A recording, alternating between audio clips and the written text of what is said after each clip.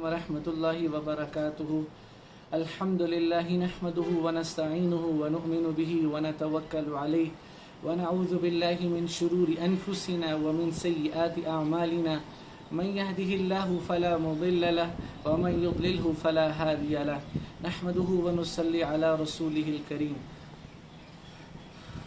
آج شام سے میرے اور آپ کے اوپر ایک مہینہ آ رہا ہے جو اسلامی سال کا آخری مہینہ ہے، ذی الحج، لیکن فضائل کے اعتبار سے سب سے افضل مہینہ ہے۔ اللہ کے نبی صلی اللہ علیہ وسلم نے ارشاد فرمایا، رمضان سارے مہینوں کا سردار ہے اور ذی الحج سب مہینوں میں سب سے افضل ہے۔ اس کی جو راتیں ہیں، یکم ذی الحج سے 10 ذی الحج تک کی جو رات ہے، اس کی اللہ تعالیٰ نے قرآن میں قسم کھائی، وَلَيَالٍ عَشْرٍ وَالْفَجْرِ، فجر کے وقت کی قسم، وَلَيَالٍ عَشْرٍ اور ذی الحجہ کی 10 راتوں کی قسم۔ اللہ تعالیٰ نے اس جو ہے نا، اس کی اہم چیز اتنی زیادہ تھی، اس کی قسم اٹھائی۔ اور اللہ تعالیٰ نے اس مہینے میں مسلمانوں کو 2 عبادتیں دی، ایک حج اور ایک قربانی۔ حج آج سے 4000 سال پیچھے چلے تو ابراہیم علیہ السلام بواد غیر ذی زرع عند بیتک المحرم، چاروں طرف سنگلاف پہاڑ، اللہ تعالیٰ نے ابراہیم علیہ السلام کو حکم دیا کہ میں یہاں پر میرا گھر بناؤ۔ تو ابراہیم علیہ السلام اور اسماعیل علیہ السلام اینٹیں لگا رہے ہیں اور اللہ کا گھر بیت اللہ کی تعمیر فرما رہے ہیں، اور جن پتھروں کے اوپر کھڑے ہو کر جو ہے وہ گھر تعمیر کر رہے تھے، اس پر ابراہیم علیہ السلام کے نشان آ گئے۔ تو جب وہ تعمیر کر رہے بیت اللہ کی تو کیا فرما رہے، ربنا تقبل منا انک انت السمیع العلیم، اے اللہ میری اس نیکی کو قبول فرما، بے شک تو دعاؤں کا سننے والا اور جاننے والا ہے۔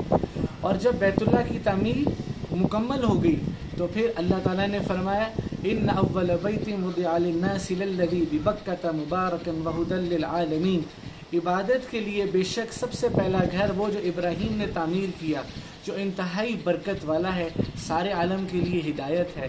فیہ آیات بینات مقام ابراہیم، اس میں نشانی ہے مقام ابراہیم کی۔ وہ جو پتھر جہاں ابراہیم علیہ السلام کھڑے ہوئے تھے، وہ پتھر آج بھی موجود ہے اور وہ اس کو مقام ابراہیم کہتے ہیں، حاجی طواف کی جگہ کے اوپر وہاں پر موجود ہے۔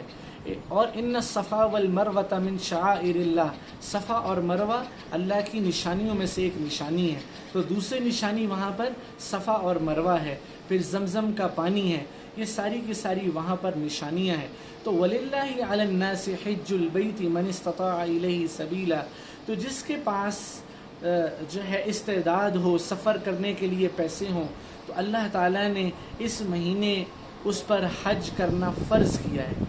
حدیث میں آتا ہے، جس کا مفہوم ہے کہ جس کے پاس پیسے ہوں، جو صاحب استعداد ہو، اس کے باوجود وہ حج کرنے نہ جائے تو اللہ کے نبی نے فرمایا وہ عیسائی مرے یا یہودی مرے، مجھے اس سے کوئی غرض نہیں۔ تو زندگی میں ایک مرتبہ حج کرنا اللہ تعالیٰ نے فرض فرمایا۔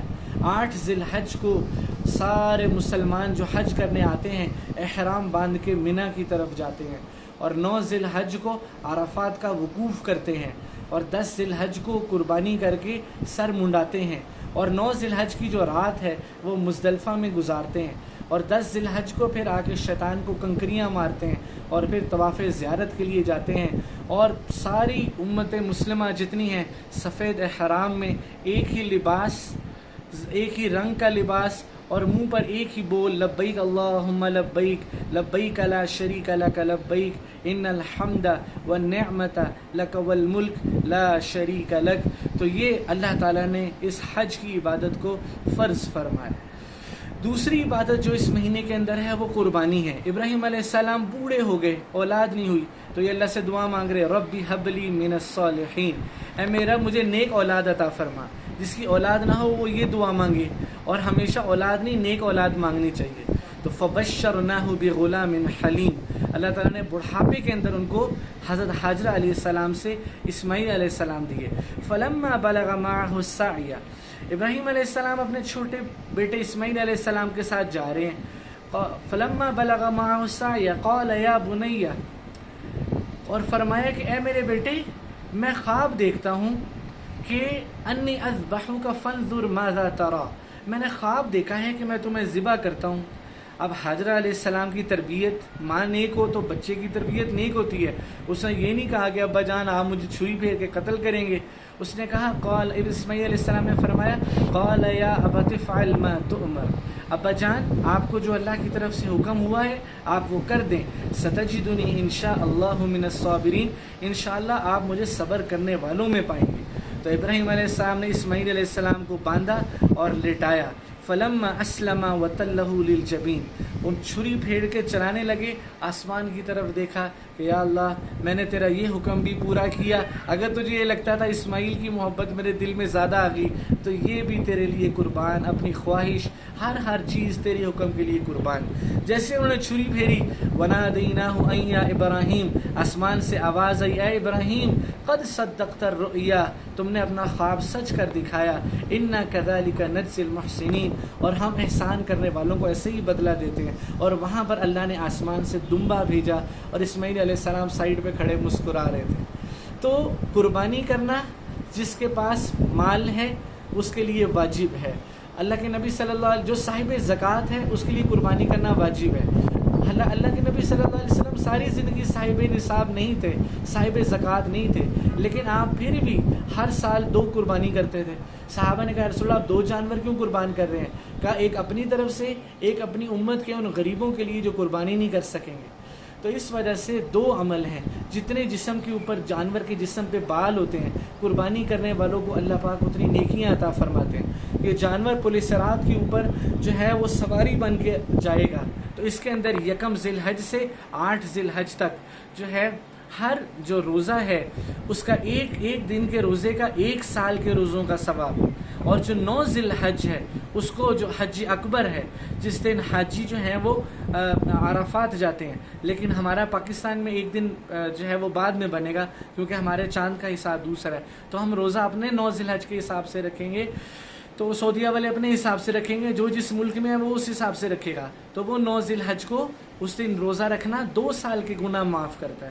اور یہ جو ایک پچھلے ایک اگلے، لیکن یہ گناہ صغیرہ ہیں۔ اگر کسی کی زمین دبائی ہے، کسی کے پیسے لیے ہیں واپس نہیں کیے تو وہ پیسے واپس کرنے پڑیں گے اور زمین بھی واپس کرنی پڑے گی۔ پھر جو قربانی کرنا چاہے وہ 1 ذی الحج سے جب تک قربانی نہیں کرنی، مستحب عمل ہے کہ اپنے کسی جسم کے بال اور ناخنوں کو نہ کاٹے، جب قربانی ہو جائے تو پھر اپنے جسم کے بال یا ناخن کو کاٹے۔ اور جو 9 ذی الحج کی فجر سے لے کر 13 ذی الحج کی عصر تک ہر فرض نماز کے بعد مردوں کے لیے با آواز بلند اور عورتوں کے لیے آہستہ آواز سلام پھرتے ہی اللہ اکبر لا الہ الا اللہ واللہ اکبر وللہ الحمد یہ پڑھنا واجب ہے۔ اگر 9 ذی الحج کی فجر سے 13 ذی الحج کی عصر تک کسی کی نماز قضا بھی ہو گئی ہے اور وہ بعد میں بھی پڑھ رہا ہے تو وہ اس کی تکبیر کی بھی قضا کرے گا۔ تو اللہ تعالیٰ سے دعا ہے کہ اللہ تعالیٰ ہم سب کو اس مہینے کی اور یہ جو راتیں ہیں ولیال عشر، ان راتوں کی برکتیں سمیٹنے کی توفیق نصیب فرمائے، اور کم از کم یہ ہے کہ ہم ان راتوں میں گناہ نہ کریں، عشاء کی نماز اور فجر کی نماز اہتمام سے پڑھیں، اور دن کے اندر جتنا آسانی کے ساتھ ہو سکے روزہ رکھیں یا گناہوں سے بچیں، گانوں سے اور بے حیائی کے کاموں سے۔ اللہ پاک ہم سب کو ان ساری باتوں پہ عمل کی توفیق نصیب فرمائے۔ وآخر دعوانا ان الحمد للہ رب العالمین۔